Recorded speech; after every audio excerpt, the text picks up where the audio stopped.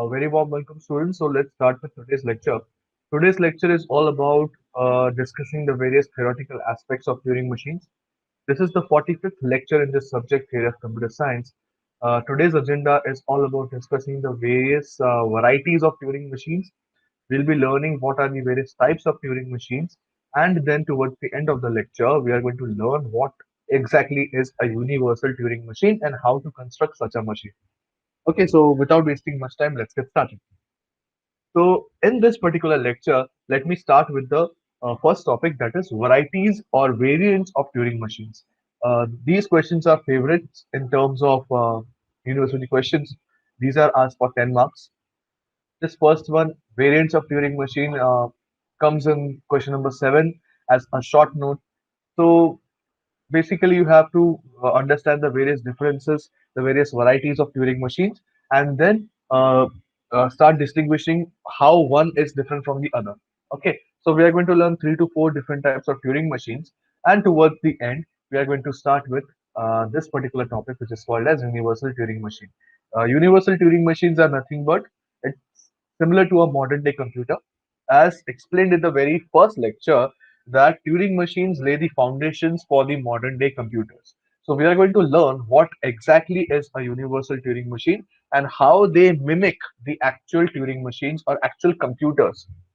Okay, so we are going to feed in some sort of algorithm into it, and based upon that algorithm, the universal Turing machine will try to mimic any other Turing machine or any other computer for that purpose. Okay, so let's start with the very first topic, that is variants of Turing machines. So as you can see over here, in a standard Turing machine, the tape is semi-infinite. Okay, as we all know, the tape is semi-infinite. That is, it is bounded on the left-hand side and unbounded on the right-hand side. You might have seen in the examples also that I have always written it something like this. There is nothing present on the left-hand side of these blanks. So I'm assuming that at the max 2, 3, 4, whatever, you can keep a fixed number of blanks on the left-hand side, and then followed by the symbols, whatever is the input symbol. And at the end of the symbols, you are having these blank symbols followed by dot dot dot. So it simply means that it is bounded on the left hand side and it is unbounded on the right hand side. Okay. So based on this, we are having some variants of the Turing machines, which are as follows. The first one is a tape of infinite length in both the directions. That is, the tape is unbounded in both left side as well as in the right hand side. This is the very first type. Secondly, we are having Turing machines which are having multiple heads. So far we have seen problems where we have seen a single head which is responsible for read-write operations, that is H1, for example. In this variant, the second type of Turing machine, we are going to learn about Turing machines which are having multiple heads, but on a single tape. So it might be somewhat like this. One of the heads is pointing at B, one of the heads would be pointing at A, and so on. So it is nothing but multiple heads and a single tape. Third one is multiple tapes with each tape having its own independent head. That is, we are having multiple tapes. Instead of a single input output tape, we would be having multiple tapes, and each tape will be having their own individual heads. This is the third type. And fourth one, last type, is non-deterministic Turing machine. So far, we have seen problems in which we had discussed that for one input, there will be one output. In the case of non-deterministic Turing machines, we are going to learn that for a single input, there might be multiple transitions, as we have already seen in the case of non-deterministic PDA, non-deterministic finite automata, etc. The similar concept applies over here. For one input, there might be multiple transitions to different states. That is what we call as non-deterministic Turing machines. So let's get started with the very first type, that is tape of infinite length in both the directions. That is also called a two-way infinite Turing machine. So let me read out the points for you and then I will show you what exactly it looks like. Basically, in a standard Turing machine that we all know, number of positions for the leftmost blanks are fixed. That is what we have seen over here, right?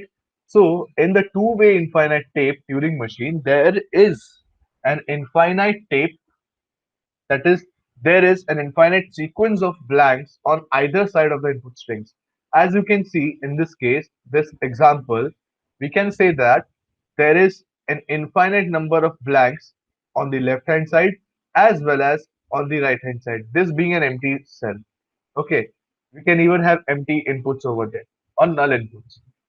So once the input ends, there you can have multiple blanks on either side of it, on the left hand side as well as on the right hand side. Okay, so next up, we can use a semi-infinite tape to simulate a two-way infinite tape. So this is nothing but a two-way infinite tape, but we can simulate this with the help of the tape which we already know. That is the semi-infinite tape that is bounded at one end.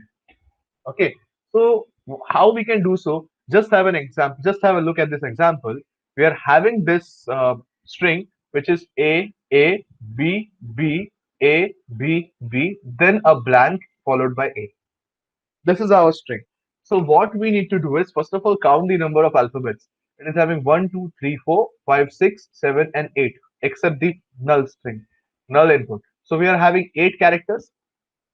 Now what we need to do is we need to divide these 8 characters into two parts. This is the first half and this is the second half. Okay, include the space also, not in terms of the frequency or not in terms of the count of alphabets, but it occupies one space. So count that while writing or while dividing your set, because this will be one half and this will be the other half, something like that. Okay, so now let's read the algorithm over here. The right half of the two-way tape is stored in tape 1. So as you can see, this is your tape 1, this is your tape 2. I'm writing it like this. So right half of the two-way tape is stored on tape 1. So as you can see, the right half, this is my right half. Let me point it for you. And this is my left half. So the right half is stored on tape 1 and the left half, okay, let me read it. The left half is stored on tape 2. But how is the left half stored? Just have a look. The Turing machine goes like this. It is bounded on the left hand side. We are starting from the end. If you remember, we have to go till the blank and then start from the end. That is what we are doing over here. Okay, we can basically do multiple transitions. We can have multiple logic. Depending upon our logic, we can keep on placing the first half, second half, whichever way we wish. Now what exactly we are doing is we are placing the second half as it is over here, A B B space A, and then it basically goes like this. Okay, so what we are doing is we are first of all reading these values A B B A, and then what we are doing is we are then reading this left half in the reverse order, that is BBAA. This is the convention. I'm not saying anything out of my mind. It's like we have to store the right half of this two-way tape as it is, and the left half is again needs to be stored on tape 2 but in the reverse order.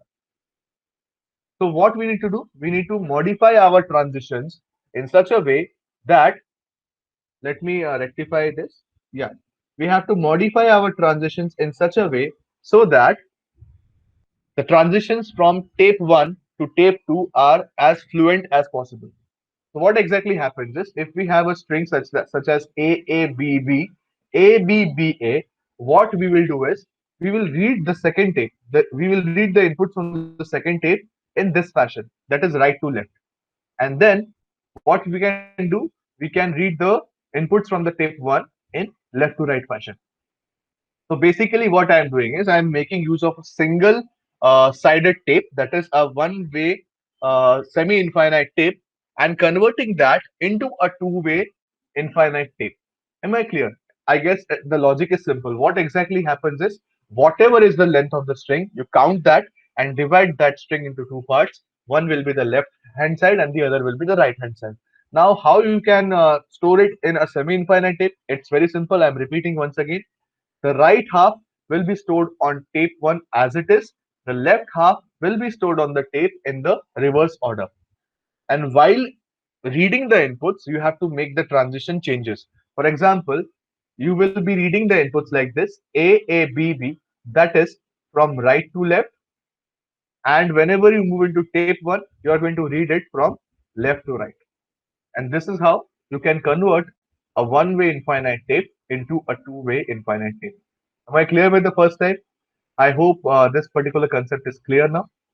So if you're having any doubts, you can ask me, or else we can move on to the next topic, which is a Turing machine with multiple heads. So as explained in the introductory part, that a Turing machine with multiple heads will look somewhat like this. It will be having a single tape, but with multiple heads. So what exactly happens over here is there will be two heads. One head will be pointing at one of the inputs, the other head will be pointing at one of the other inputs. So let me read out this definition for you. Let me read out this concept for you, and then I will show you how exactly it looks like. A Turing machine with a single tape can have multiple heads. Let us consider this transition simulation for you. What exactly happens is, let's consider this 7-digit input where we are having two heads, H1 and H2. Now, each of these heads are independent of each other. What exactly I want to say is, each of these heads are capable of performing the read-write operations or move operations independent of the presence of the other head. So they can even overlap each other. They can even point at the same character. They can even make the similar kind of changes: left, right.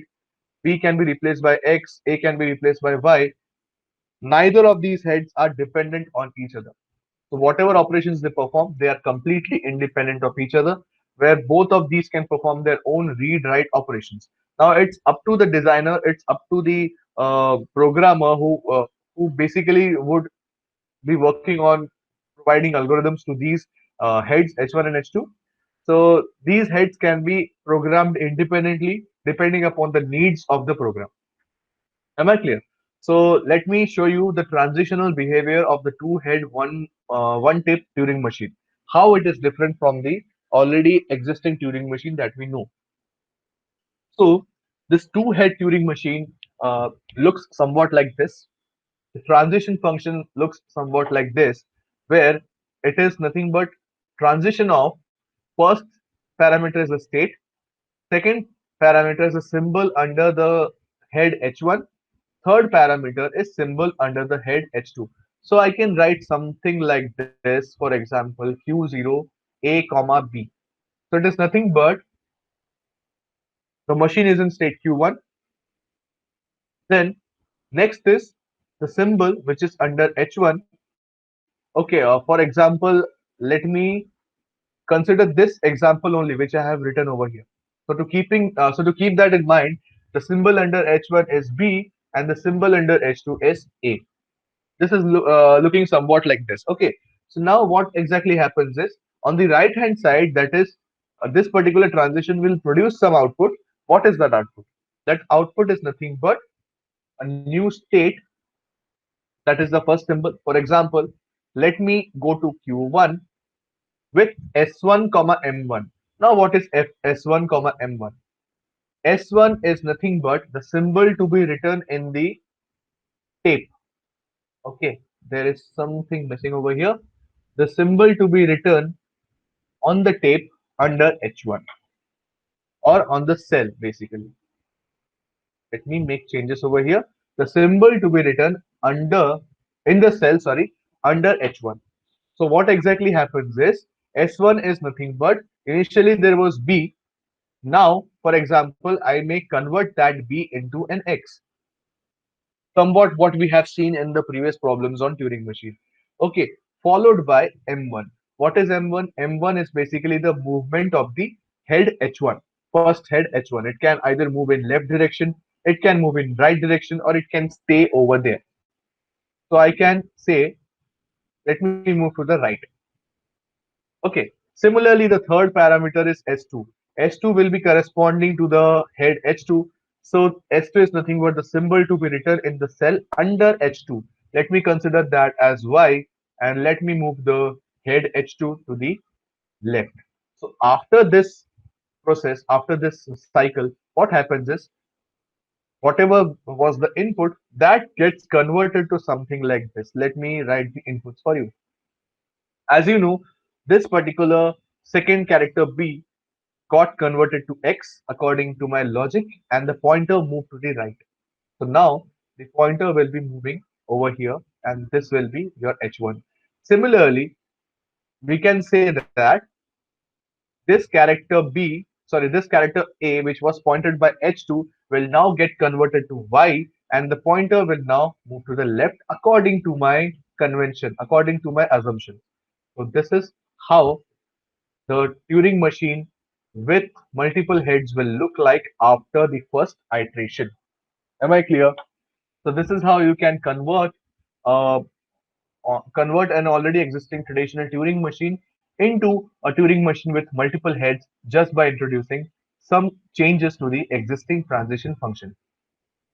Am I clear?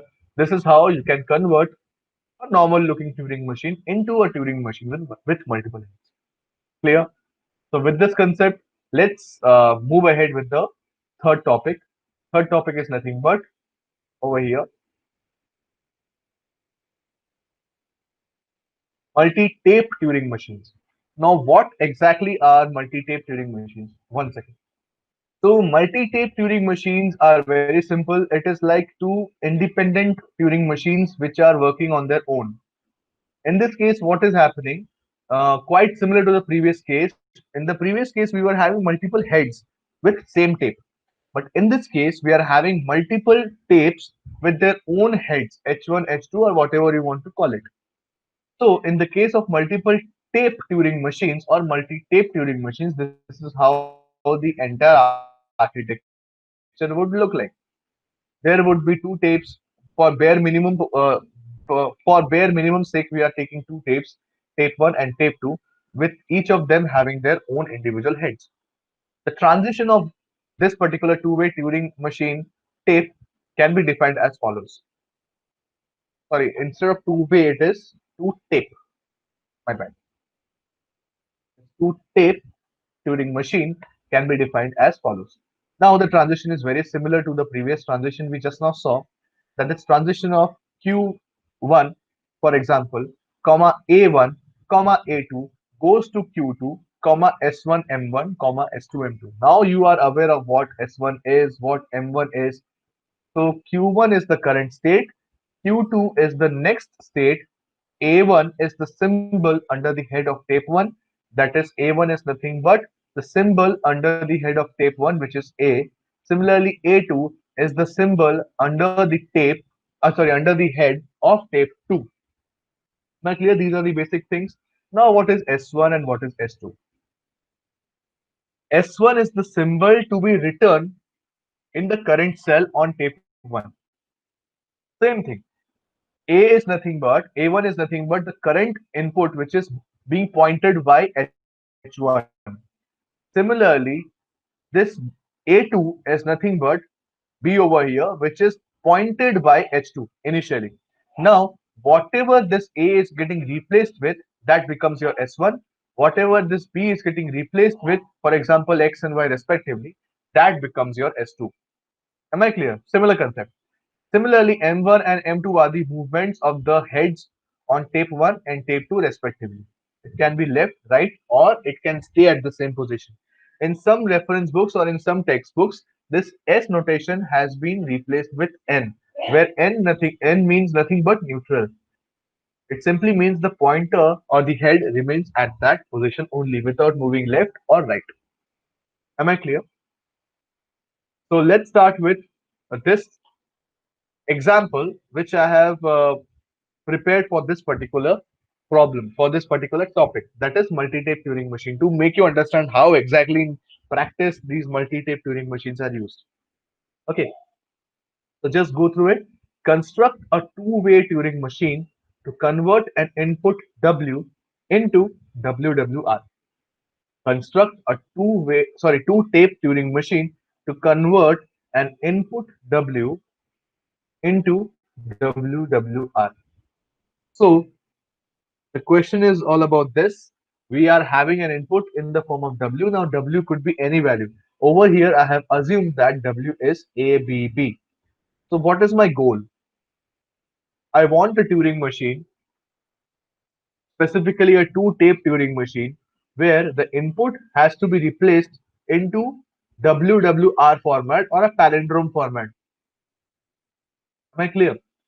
So it is going to be an even palindrome only. So whatever be the input W, I'm going to convert that into WWR. So there are few assumptions. The first assumption is initially consider the tape 1 to be consisting of only W and the tape 2 is blank. Second assumption is we have to assume the W string to be ABB. Okay, so based on these assumptions, let's start our simulation. Let's assume the tape 1 to be having the characters ABB inside it and tape 2 is blank as per our assumptions. So now what we need to do is our step 1 is very simple.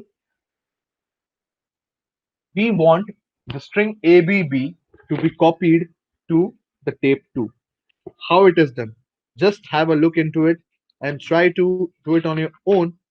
The very first thing is we want to convert or we want to basically copy the string ABB onto tape 2.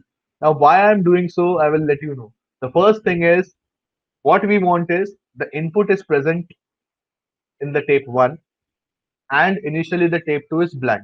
So, our motto should be divide the two tapes as follows.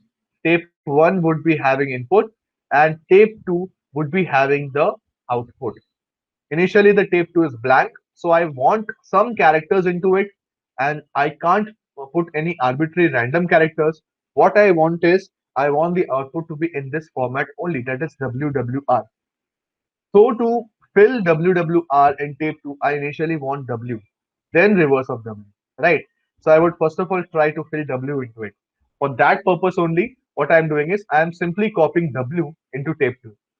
That is, I'm simply copying ABB onto tape 2. And that can be done with the help of this transition function. I won't be doing any changes on the tape 1. I will simply read one character at a time and that character will replace this blank over here. So it's very simple. So what exactly happens is the two heads are moving independently. The first head over here will read the character, and for that corresponding character, I will replace this blank with that respective character. So it goes like this. If I encounter an A on the first tape, I will keep it as it is because I won't be making any changes to the first tape. I'm only bothered with the changes on the second tape. So whenever I encounter an A on the first tape, I will simply keep moving to the right. But correspondingly, in the second tape, what happens? This blank gets replaced with A. Am I clear? So after the first cycle, what happens? This pointer or this header or head basically on tape 1 will be pointing now at B, but this header or pointer H2 will now replace this B with small a and then move to the right. Am I clear? So I can't say that these are completely independent of each other because we are writing the transitions together. The first transition is for tape 1 and the second transition is for tape 2. This is how you need to write in the exams also. Similarly, if I encounter a B on tape 1, I won't make any changes. I will simply keep moving to the right in tape 1. But in tape 2, you have to replace the blank with B this time. So again, if I want to check this transition, I will keep it as it is in tape 1. I will simply move to the right. But over here, I will replace this capital B with a small b and then keep moving to the right. So using the same technique, you are going to complete the entire set of structure. Again, replace this with a small b, and now the header will be pointing at H2. Over here, the head will be pointing at blank. So both of these are pointing at blank now. So we need to add one transition from Q0 to Q1 corresponding to blank. So that would be blank, blank. I can say S for the tape 1. But for tape 2, if you see over here, what is the output to be written on tape 2? It is WWR, right? So we can't stay over there. We have to be going back again at the very first input so that we can start working on the reverse of W. So what we can do for tape 2 is we can do it something like this. Only the direction part will change and everything else will remain the same. So this is the transition function or transition diagram we have obtained after step 1. Step 1 is simple, I guess. Step 1 is clear. We are copying W into the string. It becomes WR. Sorry, it becomes W on tape 2.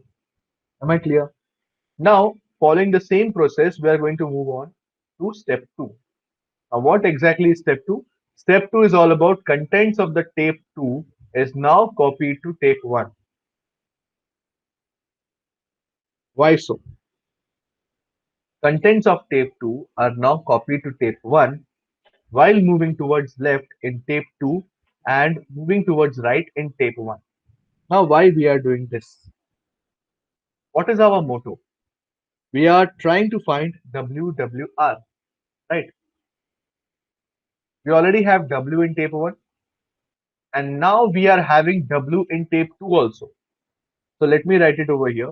After first step, we are having W's in both tape 1 as well as tape 2.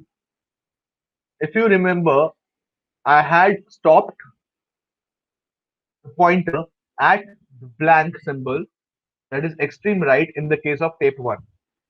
But now in tape 2, if you remember, I had again started moving to the left. So what I'm trying to do is, in this case, in tape 1, we are already having this symbol ABA with us, if I'm not wrong. AB, ABB, sorry. So we are already having the symbol ABB in tape 1 and we are also having ABB in tape 2 now.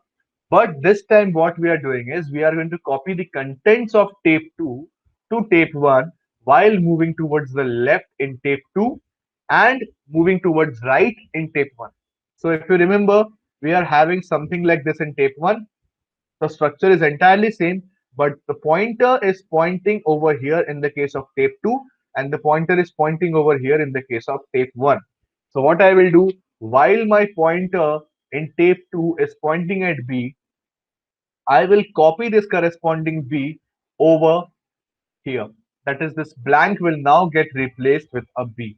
In the same fashion, what I will do is I will first of all keep on moving over here. The pointer will now keep on moving to the left. Next symbol, again this B will be copied over here instead of this blank, as this pointer is keeping on moving to the right. So what exactly happens is, now with each symbol I'm reading on tape 2, I'm making the corresponding changes on tape 1. So at the end of the entire cycle, what happens is tape 1 will be having something like this: A, B, B, B, B, A, and tape 2 will be having A, B, B. Am I clear? Is it fine? So what happens is the tape 1, which was initially used as the input, is now having the output also. This is nothing but WWR. Am I clear? Is this concept clear? Okay. So let me show it in terms of a diagram how this thing will look like.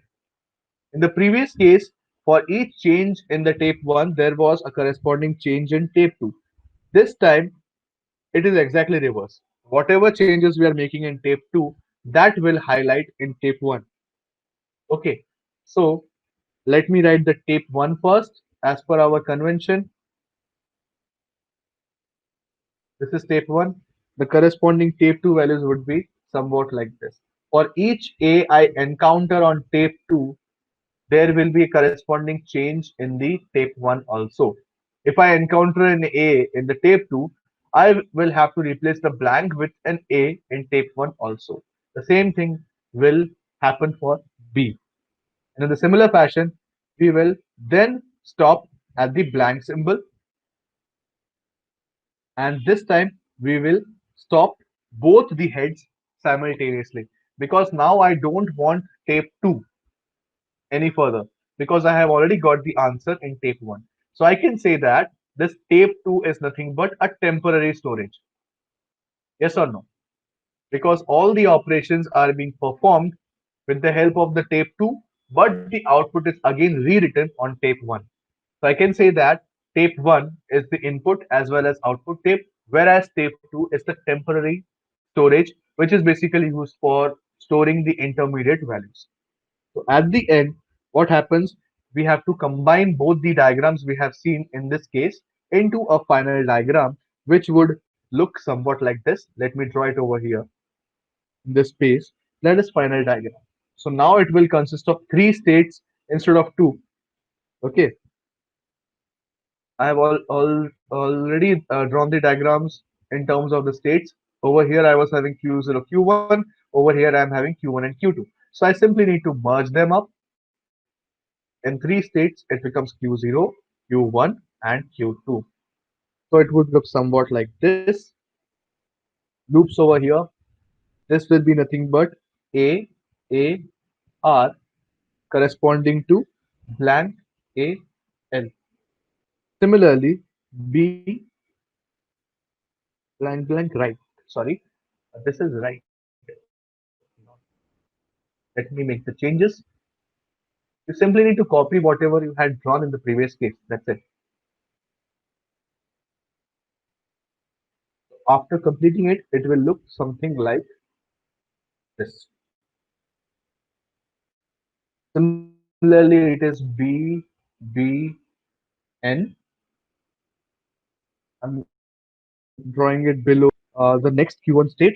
So it looks B, A, R, A, A, L. And over here, it is nothing but B, B, R,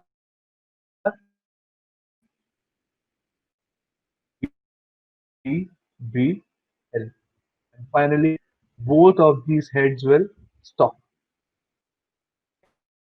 N stands for neutral, as already explained earlier. So at the end of this cycle, diagram would look somewhat like this. I hope this is clear to you now. So far we have studied three of the variants of Turing machines. The first one was a Turing machine with multiple heads. Okay, let me point it out over here. First one was Turing machine with infinite tapes in both the directions. This was our first one. Second one was Turing machine with multiple heads in a single tape.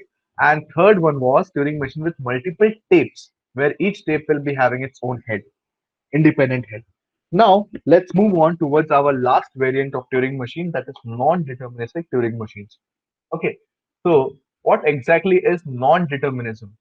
So non-deterministic Turing machine is very simple. It is like a Turing machine where there is, let me read out this statement for you, a Turing machine which might have on certain conditions or certain situations multiple opportunities or multiple possibilities of transition. That is, whenever we are having an input just under our tape, just under our head, that is the read write head, depending upon the head, depending upon the state, and depending upon the possibilities of the inputs, there might be multiple transitions available. Okay, so what exactly happens is a non-deterministic Turing machine might have on certain combinations of state and symbol under the head more than one possible choice of behavior. That is, it might be having multiple opportunities, or I can say multiple ways of making the transition. In such a case, such a Turing machine is termed as a non-deterministic Turing machine. Just have a look at this diagram. In Q0 state, for input A, the machine can either remain in Q0 state or it can convert A with an X and move to the right and go to Q1 state. So this is nothing but a non-deterministic nature of a Turing machine where we are having two opportunities, that is Q0 can either keep the symbol as it is and stay in Q0, or it can move to Q1 by replacing A by X and moving to the right. This is what we call as a non-deterministic nature of a Turing machine. One thing to note over here is non-deterministic Turing machines are not to be thought of as very powerful as compared to deterministic Turing machines. Because for every non-deterministic Turing machine, there exists a equivalent deterministic Turing machine also. Similarly, A string is said to be accepted by a non-deterministic Turing machine if there is at least one sequence of moves that takes the machine to the final state. So what happens is, if you are having multiple possibilities of transitions from Q0 to Q1 or whatever state for that matter, if there is at least one sequence of moves that takes the machine to the final state, then we can say that that particular string is going to be accepted by that NDTM or non-deterministic Turing machine. Otherwise, not. So the bare minimum is, out of the set of states, it can be multiple transitions, 4 to 5 transitions, 2 transitions, whatever it is. Out of those transitions, at least one of the transitions from that set must make the machine move into a final state. For example, this transition Q0, comma A. Okay, so let me draw the final state like this. Otherwise, this machine wouldn't be accepted. The string wouldn't be accepted. So let's assume that Q1 is a final state. So Q0 on input A has two possibilities, that is Q0 A comma R and Q1 X comma R. So now we can say that out of these possibilities, this particular possibility will make the machine move into the final state. And hence we can say that this non-deterministic Turing machine goes into the final state or accepts the string which is provided to it, because one of the transitions from this possible set of transition makes the machine move into the final state. That's it. Am I clear? So this was all about the various varieties of Turing machines. We have studied these four varieties so far. Tape of infinite length in both directions, multiple heads in a single tape, multiple tapes with each tape having its own independent head, and finally to conclude, non-deterministic Turing machines. So these are the variants of a Turing machine, and the only topic left for the day is universal Turing machines. So what exactly is a universal Turing machine? An universal Turing machine is basically a Turing machine which can mimic the working of any Turing machine for that matter. So it simply means that if I provide the input, if I provide the logic to a universal Turing machine, it should be able to mimic its behavior. It should be able to convert whatever inputs, whatever states it has been provided into some sort of an output, and finally behave like a regular Turing machine. So this is how a universal Turing machine looks like. So let me give you the examples. Let me show you what exactly Turing machine that we are talking about, that is universal Turing machine, is all about. Very first thing is a general purpose. Let us understand how a general purpose computer works. If we are able to understand how it works, we would be in a position to understand how a universal Turing machine behaves. First of all, what happens in the case of a general purpose computer? A general purpose computer solves a given problem as follows. A program is first of all written in a high level language, and that program is converted into a machine level language or a machine code. We are very much familiar with Java. So we are writing our code in high level language, and that particular code is converted to a bytecode format, which is understood by the computer. So that is being done with the help of a compiler. In the case of Java, it is nothing but Java compiler. So we provide the instructions in the form of high level language, and those instructions are converted into machine code with the help of a compiler. This is what exactly happens in the case of a general purpose computer. That machine code is loaded into the main memory. Okay, then the inputs to the problems can also be loaded into the main memory. So in the main memory, two things are present: the machine code, and second, the inputs to the problems. And next, the program which is stored in the memory in step number 3 is executed line by line. So let me reiterate again this entire thing for you. A general purpose computer will first of all convert the high level language or high level program into a low level representation, which is what we call as a machine code, which is done with the help of a compiler. Second, the machine code is loaded into the main memory. Along with the machine code, the program is also loaded into the main memory. The program will also have the inputs to the problem. So in short, what I'm trying to explain is The machine code is loaded into the main memory, the inputs to the problems are loaded into the main memory, and the program is also loaded into the main memory. So the main memory is overloaded with these things. So to simplify the processing, what happens is the program is usually executed line by line. Am I clear? So whenever the program is executed line by line, there is obviously a scope of converting this into some sort of a Turing machine, where the Turing machine will be executing the program line by line, where each of the head of the Turing machine will be pointing at the instructions which are present in that particular line, and after the instruction of that particular line is completely analyzed, completely executed, then the Turing machine will go down to the next line of the program. And this is how we can simulate a Turing machine to solve problems in real life. Am I clear? So we have just understood the gist of how a general purpose computer works. Similar kind of a structure can be implemented. Similar kind of a simulation can be implemented with the help of a universal Turing machine. So let me go through it once again. What exactly happens in the case of Turing machine is a Turing machine or a universal Turing machine in this particular respect is a Turing machine which can solve any solvable problems available in the world. So it simply means if I'm having a solvable problem, one thing to note over here is universal Turing machines can only solve solvable problems.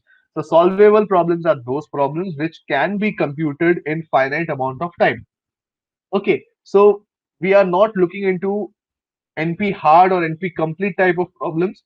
We are looking into problems which can be completed in a polynomial amount of time.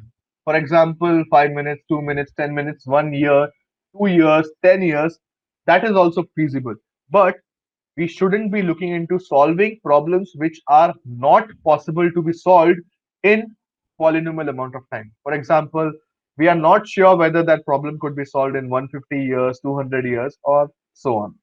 So, to simplify, a Turing machine of this format, that is a universal Turing machine, can solve all the type of solvable problems that is possible. Okay, so let's design a universal Turing machine. What exactly you need is a Turing machine M designed to solve a particular problem P can be specified as follows. So we are going to learn few steps. First step is there is the initial state Q0 of the Turing machine. We are familiar with this. Second, there is a transition function. We are also familiar with this.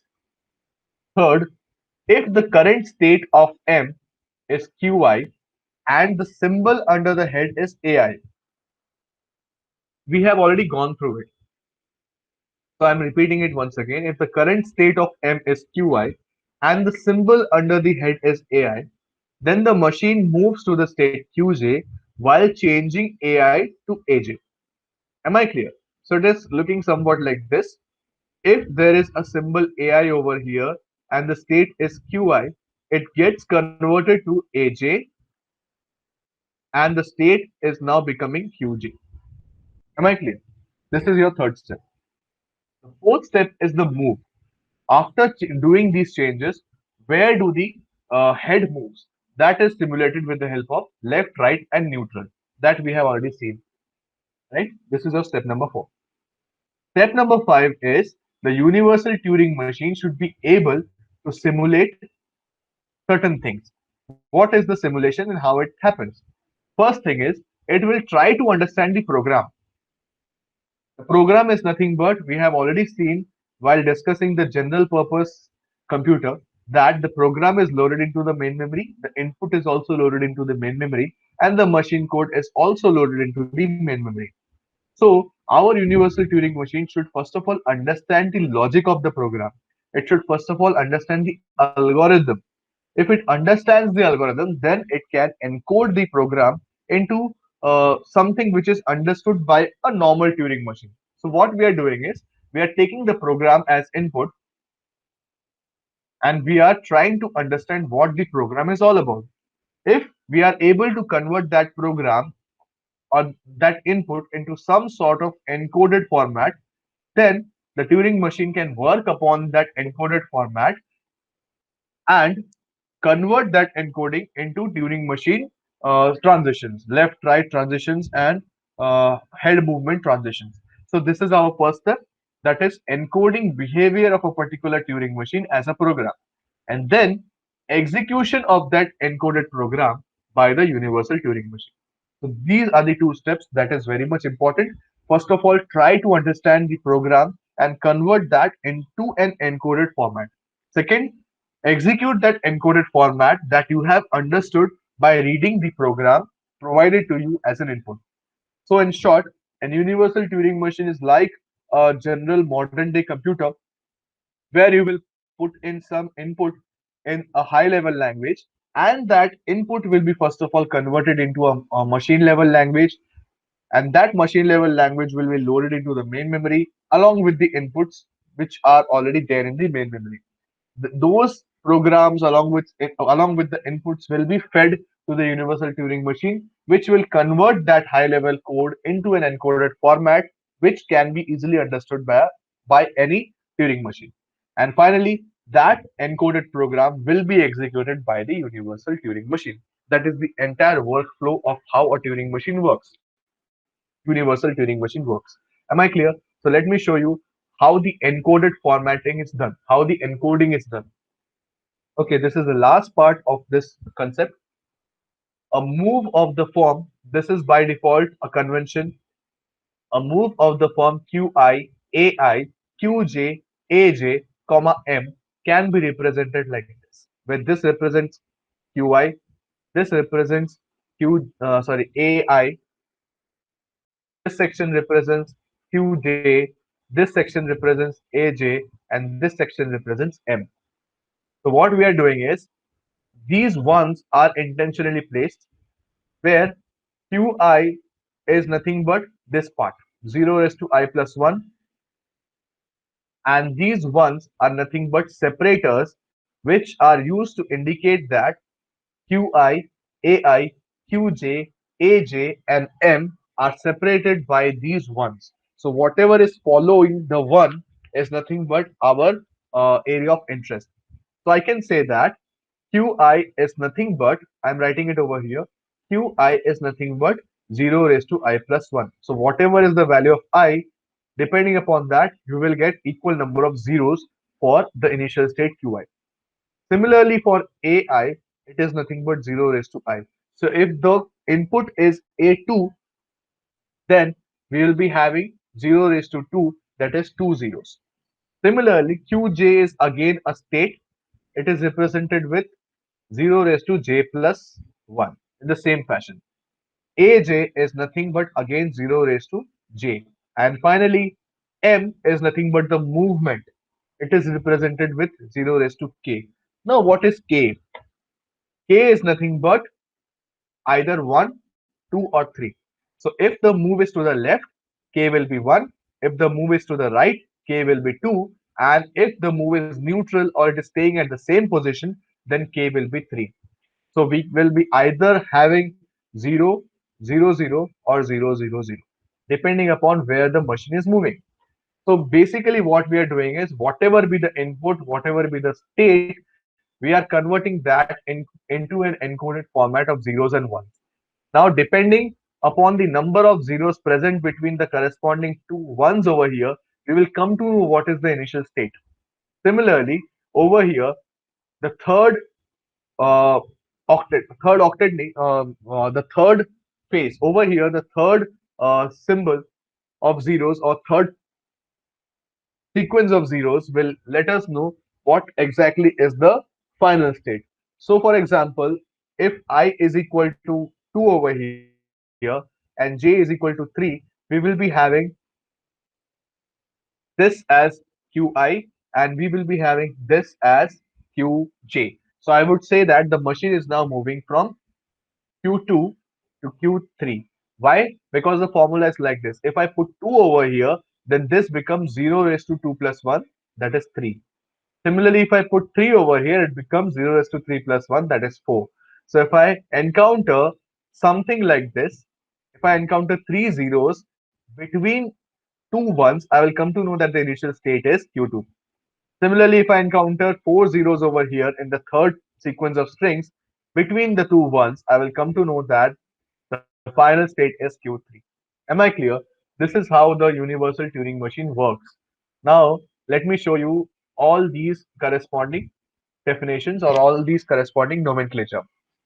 State Q0 can be represented with a single zero because it is nothing but 0 raised to 0 plus 1.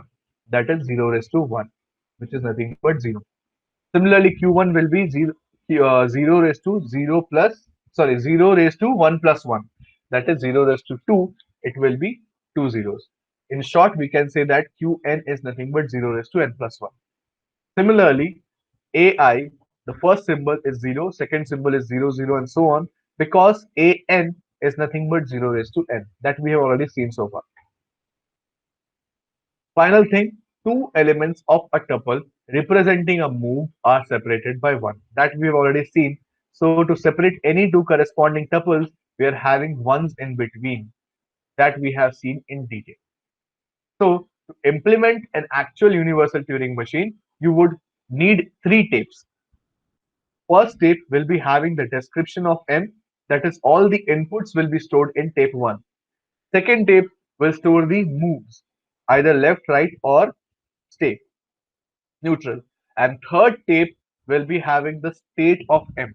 So at any point of time, depending upon the input, at any point of time, depending upon the input, depending upon the corresponding current state, we are going to make the movement either to left or right in this particular tape 2. This is how a universal Turing machine mimics an actual program given to it as input, and it will behave like any normal Turing machine if the inputs and the states are provided in the same fashion. If the inputs and the states are provided in a correct order, correct fashion. So to sum it up, a universal Turing machine is nothing but Turing machine which can mimic any program, any high level code, and convert that into a normal simulation of a regular Turing machine. So that's it in this lecture. So let me revise quickly what we have done in this lecture. We had started with the variants of Turing machine. We already saw that there are Turing machines which are having infinite length in both the directions. That is, the left and right both are unbounded. Next, we saw there are Turing machines which are having multiple heads and a single tape. Third, we saw there are Turing machines which are having multiple tapes with each tape having its own head. And finally, we saw that there are also varieties of Turing machines which are non-deterministic in nature. That is, for one input, it can make multiple transitions. These are the variants of Turing machine. This entire question comes for 10 marks. Next, we saw what exactly is a universal Turing machine. Just now we saw it. So that again comes for 10 marks. So I hope this lecture was fruitful. I hope you got an understanding of what are the various theoretical aspects of Turing machine. With this topic, we come to a conclusion of our fifth module, that is Turing machines.